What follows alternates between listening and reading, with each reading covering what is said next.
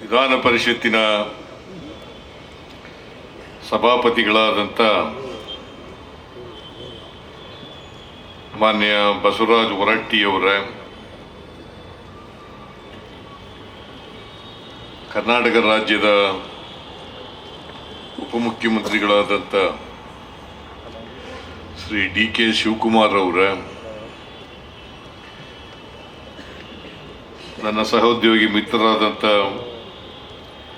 KJ. George ಅವರ, ಖ್ಯಾತ ನಟರು ಡಾಕ್ಟರ್ ರಾಜ್ಕುಮಾರ್ ಅವರ ಸುಪುತ್ರರು ಆದಂಥ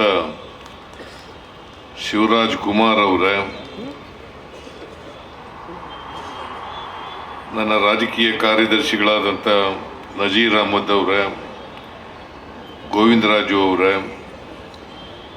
ವಿಧಾನ ಪರಿಷತ್ನಲ್ಲಿ ಮುಖ್ಯ ಸಚೇತಕರಾದಂಥ ಸಲೀಂ ಅಹಮದ್ ಅವರ, ಈ ಸಮಾರಂಭದ ಅಧ್ಯಕ್ಷರಾದಂಥ ಹಾಗೂ ಶಾಸಕರು ಆದಂಥ ರಿಜ್ವಾನ್ ಅರ್ಷದ್ ಅವರ, ಮಾಜಿ ಸಚಿವೆಯಾದಂಥ ಶ್ರೀಮತಿ ಉಮಾಶ್ರೀ ಅವರ,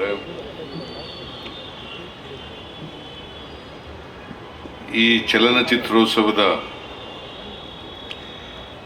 ರಾಯಭಾರಿಗಳು, ನಟರು ಆದಂಥ ಕಿಶೋರ್ ಕುಮಾರ್ ಅವರ, ಚಿತ್ರನಟಿ ಪ್ರಿಯಾಂಕಾ ಮೋಹನ್ ಅವರ, ಚಲನಚಿತ್ರ ವಾಣಿಜ್ಯ ಮಂಡಳಿಯ ಅಧ್ಯಕ್ಷರಾದಂಥ ನರಸಿಂಹಲು ಅವರ,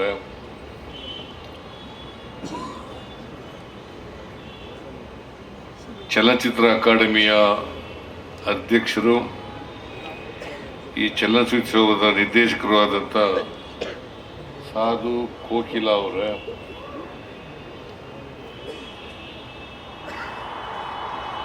ಪೋಲೆಂಡ್ ರಾಯಭಾರಿಗಳಾದಂಥ ಶ್ರೀಮತಿ ಮಾರ್ಗರೇಟ್ ಅವರ, ವಾರ್ತಾ ಇಲಾಖೆಯ ಕಾರ್ಯದರ್ಶಿಗಳಾದಂಥ ಕಾವೇರಿ ಅವರ, ವಾರ್ತಾ ಇಲಾಖೆಯ ಆಯುಕ್ತರಾದಂಥ ಶ್ರೀ ಹೇಮಂತ್ ನಿಂಬಾಳ್ಕರ್ ಅವರ, ಇತರ ಎಲ್ಲ ಆಹ್ವಾನಿತ ಗಣ್ಯರೇ, ಇಲ್ಲಿ ಆಗಮಿಸಿರ್ತಕ್ಕಂಥ ಚಲನಚಿತ್ರ ಕ್ಷೇತ್ರದ ಎಲ್ಲ ಗೌರವಾನ್ವಿತ ಆಹ್ವಾನಿತರೇ, ಮಹನೀಯರೇ ಮತ್ತು ಮಹಿಳೆಯರೇ, ಮಾಧ್ಯಮದ ಗೆಳೆಯರೇ,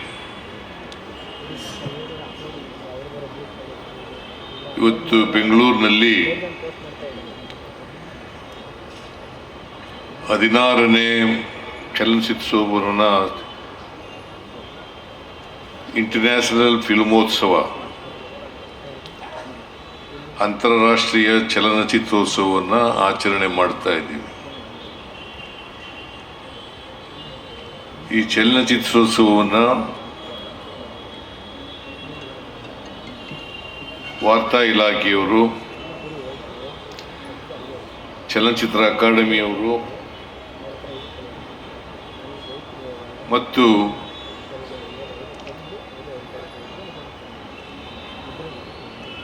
ಚಲನಚಿತ್ರ ವಾಣಿಜ್ಯೋದ್ಯಮ ಇವರೆಲ್ಲರೂ ಸೇರಿ ಇದನ್ನು ಸಂಯೋಜನೆ ಮಾಡಿದ್ದಾರೆ. ಅವರೆಲ್ಲರಿಗೂ ಕೂಡ ಈ ಸಂದರ್ಭದಲ್ಲಿ ಧನ್ಯವಾದಗಳನ್ನು ಹೇಳಲಿಕ್ಕೆ ಬಯಸ್ತಾ ಇದ್ದೇನೆ.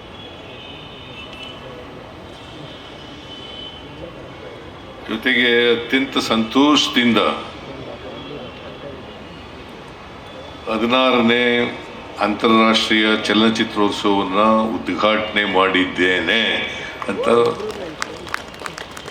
ಸಂತೋಷದಿಂದ ಹೇಳಲಿಕ್ಕೆ ಬಯಸ್ತೇನೆ. ಬಹಳ ಜನರು ಈಗಾಗಲೇ ಮಾತನಾಡಿದ್ದಾರೆ. ಚಲನಚಿತ್ರ ಅನ್ನೋದು ಇದೆಯಲ್ಲ, ಬರೀ ಅದೊಂದು ಕಲೆ ಅಲ್ಲ, ಅದು ನಮ್ಮ ಸಂಸ್ಕೃತಿನೂ ಕೂಡ ಹೌದು. ನಮ್ಮ ಬದುಕಿನ ಸಂಸ್ಕೃತಿಯನ್ನು, ನಮ್ಮ ನಾಡಿನ ಸಂಸ್ಕೃತಿಯನ್ನು, ನಮ್ಮ ದೇಶದ ಸಂಸ್ಕೃತಿಯನ್ನು ಮತ್ತು ವಿದೇಶಗಳಲ್ಲಿನ ಸಂಸ್ಕೃತಿಯನ್ನು ಜನರಿಗೆ ಪರಿಚಯ ಮಾಡಲಿಕ್ಕೋಸ್ಕರನೇ ಈ ಚಲನಚಿತ್ರೋತ್ಸವವನ್ನು ಮಾಡ್ತಕ್ಕಂಥದ್ದು. ಸೊ ಹಾಗಾಗಿ ಸಿನಿಮಾದ ಮೂಲಕ ಇದು ಒಂದು ಪ್ರಭಾವಿ ಮಾಧ್ಯಮ. ಈ ಮಾಧ್ಯಮದ ಮೂಲಕ ನಾವು ಚಲನಚಿತ್ರವನ್ನು ಏನಂತೀವಿ ಅಂತಂದರೆ ಸಮಾಜದ ಬದುಕಿನ ಪ್ರತಿಬಿಂಬ ಅಂತ ಕರಿತೀವಿ. ಅಷ್ಟಕ್ಕೆ ಸೀಮಿತ ಅಲ್ಲ ಇದು. ನಮ್ಮ ಸಮಸ್ಯೆಗಳೇನಿದ್ದಾವೆ, ಸಮಾಜ ಎದುರಿಸ್ತಾ ಇರ್ತಕ್ಕಂಥ ಸಮಸ್ಯೆ, ಜನರು ಎದುರಿಸ್ತಾ ಇರ್ತಕ್ಕಂಥ ಸಮಸ್ಯೆ, ಈ ಸಮಸ್ಯೆಗಳ ಆಳ ಮತ್ತು ಮೂಲವನ್ನು ಜನರಿಗೆ ತಿಳಿಸ್ತಕ್ಕಂಥ ಕೆಲಸವನ್ನು ಮಾಡಬೇಕು. ಇವತ್ತು ಮನುಷ್ಯರಲ್ಲಿ ಅಸಂತೋಷ, ಅಸಮಾಧಾನ ಇದೆ ಅಂತಕ್ಕಂಥದ್ದನ್ನು ನಾವು ನೋಡಲಿಕ್ಕೆ ಸಾಧ್ಯ. ಕಾರಣ ಯಾಕಪ್ಪ ಅಂತಂದರೆ ನಮ್ಮಲ್ಲಿ ಅಸಹನೆ ಜಾಸ್ತಿ ಬೆಳೀಲಿಕ್ಕೆ ಪ್ರಾರಂಭ ಆಗಿದೆ, ವೈಷಮ್ಯ ಜಾಸ್ತಿ ಜಾಸ್ತಿ ಆಗಿದೆ, ಪ್ರೀತಿ ಕಡಿಮೆ ಆಗ್ತಾ ಇದೆ, ಅಭಿಮಾನ ಕಡಿಮೆ ಆಗ್ತಾ ಇದೆ. ಈ ಕಾರಣದಿಂದ ಸಮಾಜದಲ್ಲಿ ಒಂದು ರೀತಿಯ ಅಸಂತೋಷವನ್ನು ನಾವು ನೋಡಲಿಕ್ಕೆ ಸಾಧ್ಯ ಆಗ್ತದೆ. ಈ ಅಸಂತೋಷ ಯಾಕೆ ಬಂದಿದೆ? ನಮ್ಮ ದೇಶದಲ್ಲಿ ಸಂಪತ್ತು ಎಲ್ಲ ಜನರ ಕೈಗೆ ಸಮಾನವಾಗಿ ಹಂಚಿಕೆ ಆಗಿಲ್ಲ. ಇವತ್ತು ಏನಾಗಿದೆ ದೇಶದಲ್ಲಿ, ಒಂದು ಲೆಕ್ಕಾಚಾರದ ಪ್ರಕಾರ, ನಮಗಿರೋ ಇನ್ಫಾರ್ಮೇಶನ್ ಪ್ರಕಾರ 1% ಜನರಲ್ಲಿ 50% ಸಂಪತ್ತು ಕೇಂದ್ರೀಕೃತ ಆಗಿದೆ. ಇಂಥ ಪರಿಸ್ಥಿತಿ ಇರುವಾಗ ಸಮಾಜದಲ್ಲಿ ಅಸಂತೋಷ, ಅಸಮಾಧಾನ, ಅಸಹನೆ, ದ್ವೇಷ, ಅಸೂಯೆ, ಹಿಂಸೆ ಇಂಥ ವಿಚಾರಗಳು ಸ್ವಾಭಾವಿಕವಾಗಿ ತಲೆ ಎತ್ತಲಿಕ್ಕೆ ಸಾಧ್ಯ. ಇವನ್ನೆಲ್ಲ ಕಡಿಮೆ ಮಾಡಬೇಕಲ್ಲ. ಅದಕ್ಕೋಸ್ಕರ ನಾವು ಈ ಥೀಮ್ ಇಟ್ಟಿರ್ತಕ್ಕಂಥದ್ದು ಸರ್ವ ಜನಾಂಗದ ಶಾಂತಿಯ ತೋಟ. ಅಂಥ ವಾತಾವರಣವನ್ನು ಸಮಾಜದಲ್ಲಿ ನಿರ್ಮಾಣ ಮಾಡಬೇಕಾಗಿರ್ತಕ್ಕಂಥದ್ದು ನಮ್ಮ ಸಿನಿಮಾ ಮಾಧ್ಯಮ ಅಂತಕ್ಕಂಥದ್ದನ್ನು ಮರೀಲಿಕ್ಕೆ ಸಾಧ್ಯ ಇಲ್ಲ. ಈಗ ನಾವು ಇವತ್ತಿಗೂ ಯಾಕೆ ರಾಜ್ಕುಮಾರ್ ಅವರ ಚಿತ್ರಗಳನ್ನು ಮೆಚ್ತೇವೆ ಅಂತಂದರೆ, ಆ ರಾಜ್ಕುಮಾರ್ಗಳ ಚಿತ್ರದ ಮೂಲಕ ಒಂದು ಸಮಾಜಕ್ಕೆ ಸೂಚನೆ ಹೋಗ್ತಿತ್ತು, ಈಗಿರ್ಬೇಕಪ್ಪ ಸಮಾಜ ಅಂತಂದರೆ ಈ ಥರ ಇರಬೇಕು. ಅದಕ್ಕೋಸ್ಕರ ನಾವು ಅನೇಕ ರಾಜ್ಕುಮಾರ್ ಅವರ ಸಿನಿಮಾಗಳನ್ನು ಮೆಚ್ಕೊಳ್ತಾ ಇದ್ದೋ, ನೋಡಲಿಕ್ಕೆ ಹೋಗ್ತಾ ಇದ್ದೋ. ಅದು ಕಡಿಮೆ ಆಗ್ತಾ ಇದೆ ಅಂತಕ್ಕಂಥ ಭಾವನೆಗಳನ್ನು ಇವತ್ತು ನೋಡಲಿಕ್ಕೆ ಸಾಧ್ಯ. ಅದು ಆಗಬಾರದು. ನಾವು ಯಾವುದೇ ಮಾಧ್ಯಮಗಳನ್ನು ನೋಡಿದಾಗ ಆ ಮಾಧ್ಯಮ ಸಮಾಜವನ್ನು ಬದಲಾವಣೆ ಮಾಡ್ತಕ್ಕಂಥ ಪ್ರಯತ್ನವನ್ನು ಮಾಡಬೇಕು. ಅದನ್ನೇ ನಮ್ಮ ಸಂವಿಧಾನ ಕೂಡ ಹೇಳುತ್ತೆ. ಸಂವಿಧಾನ ಏನು ಹೇಳ್ತದೆ? ಜಾತಿ ರಹಿತವಾದಂಥ ಸಮಾಜವನ್ನು ನಿರ್ಮಾಣ ಮಾಡಬೇಕು, ಸಾಮಾಜಿಕ ನ್ಯಾಯ ಎಲ್ರಿಗೂ ಇರಬೇಕು, ಸಮಾನ ಅವಕಾಶಗಳು ಇರಬೇಕು, ಅಸಮಾನತೆ ಹೋಗಬೇಕು. ಇವತ್ತು ಇಷ್ಟು ವರ್ಷ ಸಂವಿಧಾನ ಬಂದು ಜಾರಿಯಾದರೂ ಕೂಡ ನಮ್ಮ ಸಮಾಜದಲ್ಲಿ ಅಸಮಾನತೆ ಇನ್ನೂ ತೊಲಗಿಸಿಲ್ಲ. ಬಾಬಾ ಸಾಹೇಬ್ ಅಂಬೇಡ್ಕರ್ ಅವರು ಅದನ್ನೇ ಹೇಳಿದ್ರು. ನಮ್ಮ ಸ್ವಾತಂತ್ರ್ಯದ ಫಲ ಯಶಸ್ವಿ ಆಗಬೇಕಾದ್ರೆ, ಸ್ವಾತಂತ್ರ್ಯ ಸಿಕ್ಕದಕ್ಕೆ ಅದು ಯಶಸ್ವಿ ಆಗಬೇಕಾದ್ರೆ ಸಮಾಜದಲ್ಲಿ ಅಸಮಾನತೆ ಹೋಗಬೇಕು, ಪ್ರತಿಯೊಬ್ಬರಿಗೂ ಕೂಡ ಸಮಾನ ಅವಕಾಶಗಳಿರಬೇಕು, ಪ್ರತಿಯೊಬ್ಬರು ಕೂಡ ಆರ್ಥಿಕವಾಗಿ ಸಾಮಾಜಿಕವಾಗಿ ಸಬಲರಾದಾಗ ಮಾತ್ರ ಆಗಬೇಕು.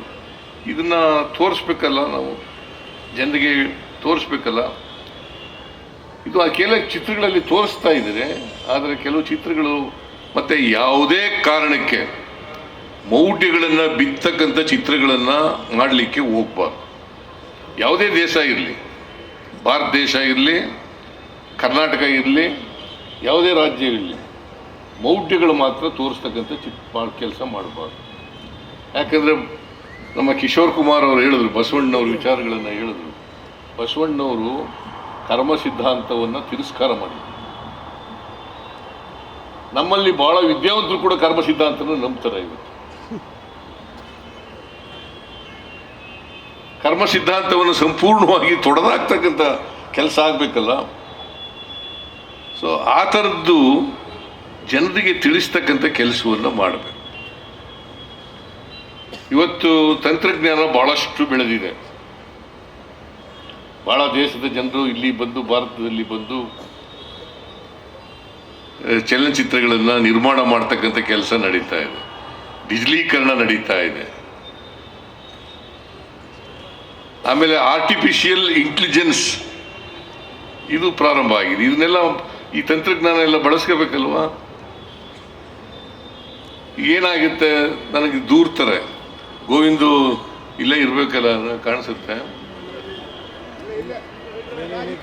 ಕನ್ನಡ ಸಿನಿಮಾಗಳೆಲ್ಲ ನೋಡೋದು ಕಡಿಮೆ ಆಗ್ಬಿಟ್ಟದೆ ಅಂತ.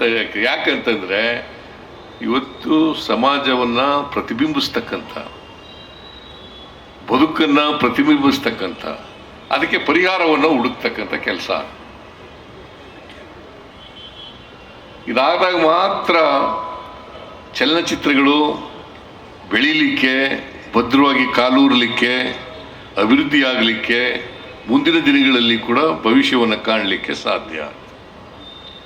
ಆ ಕೆಲಸವನ್ನು ಮಾಡಬೇಕು ಅಂತೇಳಿ ಭಾಳ ಜನ ಇಲ್ಲಿ ಸಿನಿಮಾ ನಿರ್ದೇಶಕರು, ನಿರ್ಮಾಪಕರು, ನಟರು, ಚಿತ್ರ ಡಿಸ್ಟ್ರಿಬ್ಯೂಟರ್ಸು ಅವರೆಲ್ಲ ಇದ್ದೀರಿ. ನೀವು ಯೋಚನೆ ಮಾಡಿ, ಅದನ್ನು ಯೋಚನೆ ಮಾಡಬೇಕು ಅಂತೇಳಿ. ಅದಕ್ಕೆ ಕರ್ನಾಟಕದಲ್ಲಿ ಎಲ್ಲವೂ ಇದೆ. ಬೆಂಗಳೂರು ಒಂದು ಜಗತ್ತು, ಕರ್ನಾಟಕ ಒಂದು ಜಗತ್ತಿದ್ದಾಗಿ ಎಲ್ಲ ಸೌಕರ್ಯಗಳು ಇದ್ದಾವೆ, ಎಲ್ಲ ಸೌಲಭ್ಯಗಳು ಇದ್ದಾವೆ, ಅಂಥ ವಾತಾವರಣವೂ ಇದೆ, ಎಲ್ಲ ಸಿಗ್ತದೆ ಇಲ್ಲಿ. ಆದರೆ ಈ ಬೆಳವಣಿಗೆ ಆಗ್ತಾ ಇರ್ತಕ್ಕಂಥ ತಂತ್ರಜ್ಞಾನ, ವಿಜ್ಞಾನವನ್ನು ಬೆಳೆಸ್ಕೊಂಡು ಚಲನಚಿತ್ರ ಕೂಡ ಬೆಳೀಲಿ, ಉತ್ತಮ ಅಭಿರುಚಿಯ ಚಿತ್ರಗಳನ್ನು ಜನರಿಗೆ ಕೊಡಲಿ, ಸಮಾಜ ಬದಲಾವಣೆಗೆ ಬೇಕಾದಂಥ ವಿಷಯವನ್ನು ಮುಂದಿಟ್ಟುಕೊಂಡು ಮಾಡಲಿ ಅಂಥೇಳಿ ನಾನು ಈ ಸಂದರ್ಭದಲ್ಲಿ ಅವರಿಗೆ ಹೇಳಿಕೆಯನ್ನು ಮಾಡ್ತೇನೆ. ಅದಕ್ಕೆ ಮೈಸೂರು ನಗರದ ಹತ್ರ ಒಂದು 12 ಕಿಲೋಮೀಟರ್ ದೂರದಲ್ಲಿ ಫಿಲ್ಮ್ ಸಿಟಿ ಮಾಡ್ತಾ ಇದ್ದೆ. ನಾನು ಹಿಂದೆನೇ ಮುಖ್ಯಮಂತ್ರಿ ಆಗಿರುವಾಗ ಘೋಷಣೆ ಮಾಡಿದ್ದೆ ಕೊಡಬೇಕು ಅಂತ. ಆಮೇಲೆ ಕುಮಾರಸ್ವಾಮಿ ಮುಖ್ಯಮಂತ್ರಿ ಆದಮೇಲೆ ಇಲ್ಲ ರಾಮನಗರಕ್ಕೆ ತಗೊಂಡು ಹೋಗೋಣ ಅಂತ, ಅದು ಏನು ಅಲ್ಲಿಗೆ ಕೈ ಬಿಟ್ಬಿಟ್ರು.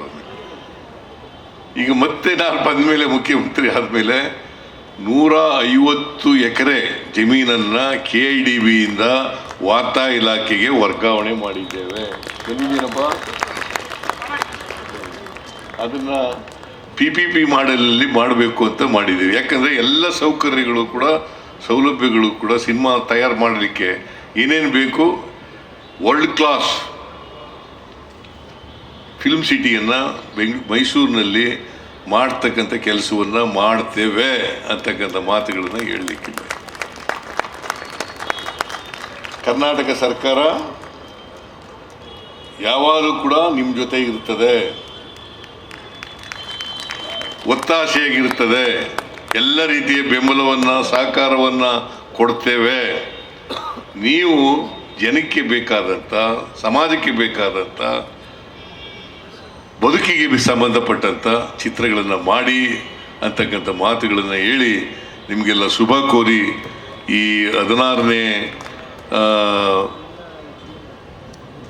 ಚಲನಚಿತ್ರೋತ್ಸವವನ್ನು ಅತ್ಯಂತ ಸಂತೋಷದಿಂದ ಉದ್ಘಾಟನೆ ಮಾಡಿದ್ದೇನೆ ಅಂತೇಳಿ ಮತ್ತೊಮ್ಮೆ ಹೇಳಿ ನನ್ನ ಮಾತುಗಳನ್ನು ಮುಗಿಸ್ತೇನೆ. ನಿಮ್ಮೆಲ್ಲರಿಗೂ ನಮಸ್ಕಾರ.